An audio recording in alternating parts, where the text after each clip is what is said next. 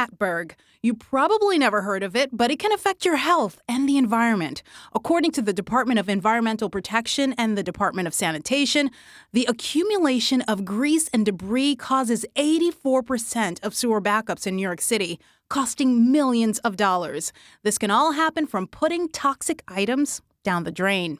You certainly don't want to pour something toxic down the drain. Well, one, it's just not good for your internal piping, but it's not great for the treatment that cleans the water before it's discharged into the harbor. Take the sewer backup in South Ozone Park, Queens last December, for instance. According to the DEP, the sewer failed prematurely. It was installed by the New York State in 1987, and they typically last for 100 years. So that incident was unrelated to pipes and grease. However, DEP also says typically grease, fat, and oil are the #1 cause for sewer backups. And a significant storm could only compound the problem with nowhere for rainwater to go in the event of a clog.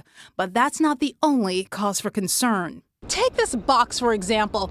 Putting it on the sidewalk like this, not a good look. There's a proper way to dispose of it, electronics, and other hazardous materials. Cardboard boxes should be kept dry, broken down, and placed in a closed-topped recycling bin. Fire extinguishers, oxygen tanks, and other gas cylinders can be brought to a scrap metal dealer for safe disposal. Instead of pouring harmful chemicals down the sink or tossing them in trash cans, take them to a DSNY household special waste drop-off site. I would also encourage folks, to the extent they can, to try and get a less toxic cleanser or some other thing that's not as much of a solvent. So when it comes to protecting our health and the environment, think before you buy and how you dispose. Stacey Ann Gooden, Pix 11 News.